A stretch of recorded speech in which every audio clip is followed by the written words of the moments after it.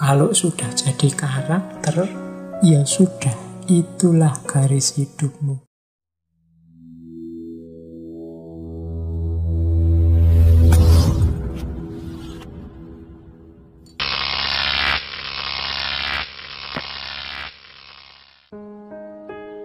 Perhatikan pikiranmu karena akan menjadi kata-kata.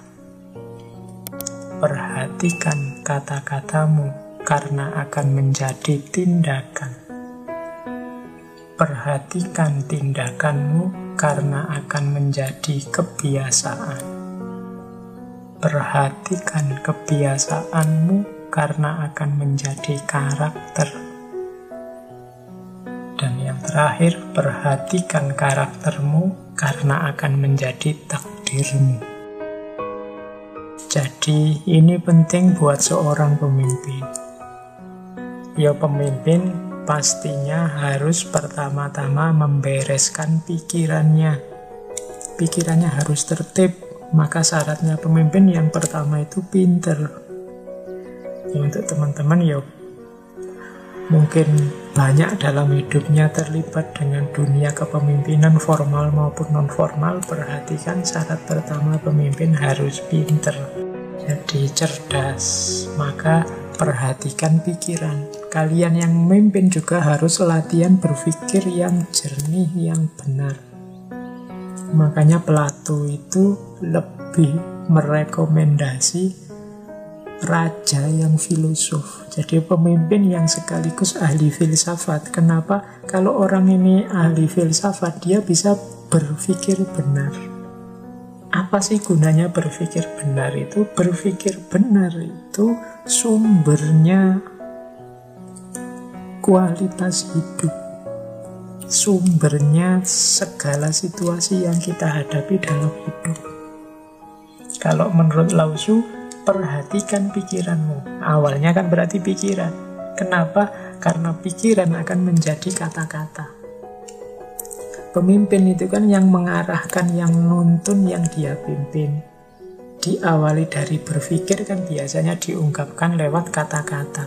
Kalau pikirannya sudah rusak, pikirannya tidak jernih, pikirannya tendensius, tidak objektif, ya nanti akan menjelma jadi kata-kata yang mengarahkan pada ketidakjernihan, mengarahkan kepada kekacauan, mengarahkan kepada kerumitan, kesulitan hidup. Jadi jernihkan pikiranmu, perhatikan pikiranmu, karena dari situ nanti akan muncul kata-kata.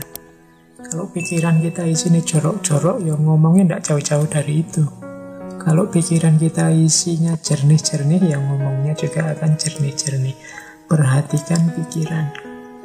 Makanya saya sering pesan teman-teman, ayo input pikiran kita diperbaiki. Hati-hati dengan yang kita masukkan ke kepala. Karena dari situ menjelma kata-kata. Kenapa sih Pak? Kok harus kita memperhatikan pikiran yang menjelma jadi kata-kata? Karena dari kata-kata itulah akan lahir tindakan. Apalagi kita yang pemimpin, apa yang kita katakan itu nanti yang akan dijalankan oleh yang kita pimpin. Begitu kita bicara, yaitu yang dipedomani sebagai patokan bertindak oleh orang-orang yang kita pimpin. Maka perhatikan pikiranmu, karena pikiran akan melahirkan kata-kata, dan dari kata-kata jadi tindakan. Terus kenapa kalau dia sudah jadi tindakan? Tindakan yang asal atas petunjuk seorang pemimpin itu kan lama-lama akan jadi kebiasaan. Dia jadi norma. Pemimpinnya menyuruh upacara tiap hari Senin, ya terjadilah nanti kebiasaan upacara. Loh, kalau pemimpinnya misalnya nyuruh yang jelek, bisa dibayangkan lahir tindakan yang jelek, terus lama-lama menjadi kebiasaan yang jelek. Dari pikiran yang jelek, lahir kata-kata yang jelek, menjelma jadi tindakan yang jelek, dan lama-lama jadi kebiasaan yang jelek. Terus kenapa kalau dia jadi kebiasaan yang jelek. Loh, kebiasaan yang jelek akan melahirkan karakter yang jelek.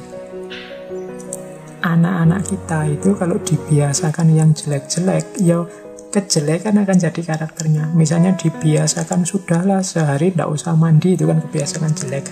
Makan tidak usah cuci tangan, kemana-mana misalnya sesuka-suka hatimu saja, tidak usah mikir. Loh, kalau dibiasakan kayak gini kan nanti karakternya juga tumbuh seperti itu.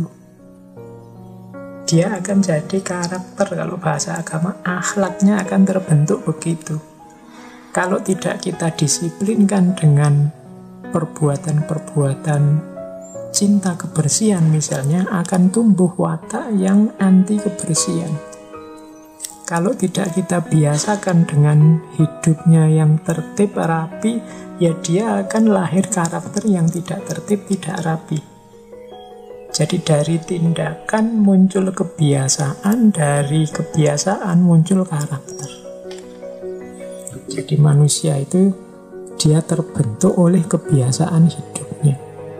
Sering saya ilustrasikan kan, kalau orang itu terbiasa bohong, ya bohong itu akan jadi karakternya. Orang yang terbiasa jujur, jujur akan jadi karakternya. Kalau bahasanya hadis kan, barang siapa yang jujur kemudian membiasakan jujur, ya dia nanti akan jadi orang yang berkarakter jujur atau siddiq. Barang siapa yang bohong dan membiasakan bohong akan lahir karakter pembohong atau kadzab. Jadi dari pikiran lahir kata-kata, dari kata-kata lahir tindakan, dari tindakan lahir kebiasaan. Kalau sudah jadi kebiasaan, dia akan jadi karakter. Dulu orang Indonesia itu terkenal ramah-ramah misalnya. Lah kok sekarang rasanya beda Pak? Kok rasanya sekarang banyak orang kok mudah marah, sudah tidak ramah lagi. Mungkin kebiasaan kita yang berubah sehingga karakter kita berubah. Kok bisa Pak kebiasaan berubah? Ya mungkin karena yang kita lakukan sehari-hari berubah, tindakan kita berubah. Dari mana kok tindakan kita berubah? Dari kata-kata. Mungkin kita dengar dari orang yang kita percaya, kita baca dari buku yang kita suka. Itu kan dari kata-kata. Akarnya kata-kata dari mana? Dari pikiran. Berarti ada mindset yang berubah. Jadi dari pikiran jadi kata-kata, dari kata-kata jadi tindakan, dari tindakan jadi kebiasaan, dari kebiasaan jadi karakter. Dan jangan lupa puncaknya, perhatikan karaktermu, karena karakter akan menjadi takdirmu. Kalau sudah jadi karakter, ya sudah, itulah garis hidupmu. Kalau engkau seorang pembohong, maka takdirmu adalah takdir seorang pembohong.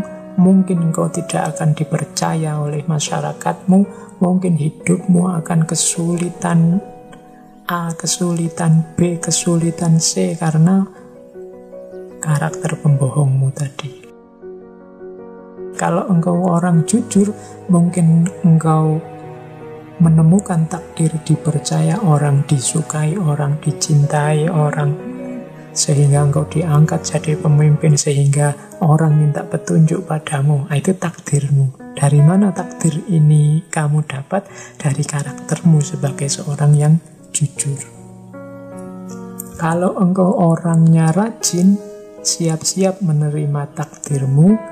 Mungkin kamu jadi orang sukses, mungkin kamu jadi orang tertib, mungkin kamu jadi orang yang sehat misalnya. Dari mana itu muncul? Karena karakter kita. Jadi ingat-ingatlah, perhatikan pikiranmu, karena dari pikiran akan menjadi kata-kata. Perhatikan kata-kata, karena dari kata-kata akan lahir tindakan. Perhatikan tindakanmu, karena itu akan menjadi kebiasaan. Perhatikan kebiasaanmu, karena dia akan jadi karakter. Dan yang terakhir, perhatikan karaktermu, karena itulah nanti takdir yang engkau alami. Maka hari ini kita mengalami apapun, kok rasanya ndak enak ya hidup kita, kok rasanya serba sulit, kok tambah berat hidup kita bersama ini. Coba kita cek karakter apa yang kita kembangkan. Dari mana karakter itu lahir? Dari tindakan kita yang mana saja. Kemudian kok bisa saya melakukan tindakan itu? Coba kita cek kata-kata yang mana yang mempengaruhi tindakan. Dari kitab suci kah? Dari pendapatnya tokoh ini, tokoh itu kah? Dari situ akan kelihatan pikiran apa yang menggerakkan kata-kata itu. Itu kalau kita mau menelusuri sampai akarnya. Yang dalam hal ini, hari ini kita nikmati sebagai nasib kita atau takdir kita. Nah, ini petunjuk dari Lao Tzu.